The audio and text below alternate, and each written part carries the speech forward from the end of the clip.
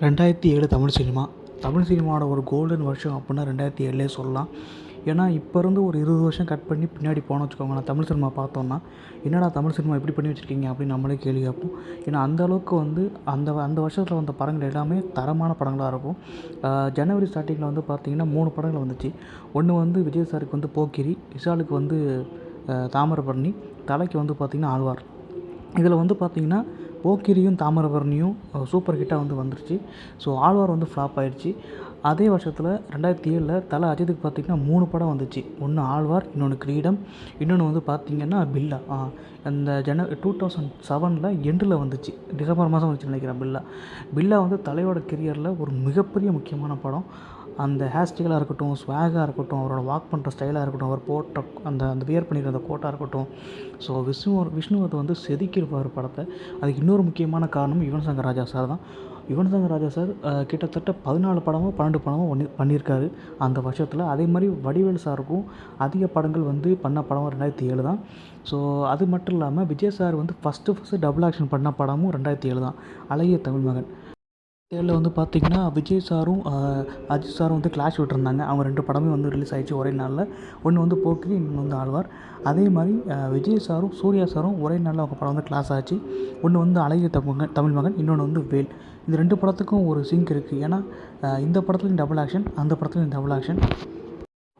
இப்போ நம்ம பெரிய டைரக்டராக பார்த்துட்ருக்க Vetrimaaran sir, Venkat Prabhu sir, Ram sir, அப்புறம் வந்து பார்த்திங்கன்னா புஷ்கர் காயத்ரி சார், இவங்களாம் வந்து பார்த்திங்கன்னா அவங்களுடைய கெரியரை ஸ்டார்ட் பண்ண டைமும் 2007 தான்.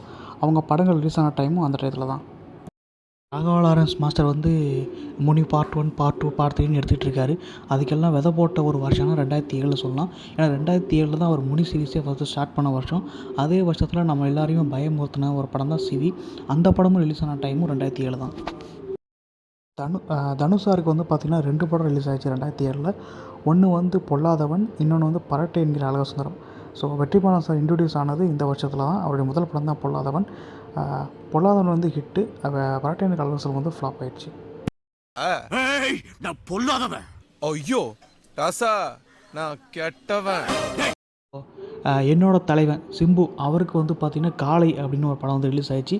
தண்ணிக்குள்ளே வந்து எந்திச்சு இப்படி வந்து நிற்பார். ஸோ அந்த படம் வந்து பார்த்திங்கன்னா ஃப்ளாப் ஆகிடுச்சு. பட் அந்த படத்தோட பாடல்கள் எல்லாமே சூப்பராக இருக்கும். சன் மியூசிக்கில் அடிக்கடி அந்த பாட்டை போடுவாங்க.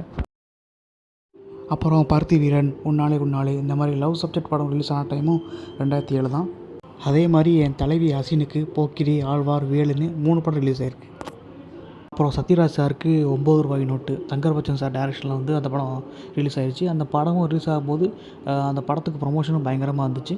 ஸோ வசூல் ரீதியாக அந்த படம் சரியாக பண்ணாட்டாலும் கூட, ஸோ விமர்சன ரீதியாக அந்த படம் நல்ல பேரையும் கொடுத்துச்சு. அஜித் சார், விஜய் சார், அப்புறம் சூர்யா சார், அப்புறம் சிம்பு, தனுஷ் சார், இவங்களோட படங்கள் கூட 2007 ரிலீஸ் ஆகிடுச்சு. பட் படங்களே ரிலீஸ் ஆகாத 2 ஆக்டர் இருக்காங்க. அவங்க வந்து பார்த்திங்கன்னா கமல் சாரும் விக்ரம் சாரும். 2007 அவங்களுக்கு எந்த படமும் ரிலீஸ் ஆகலை.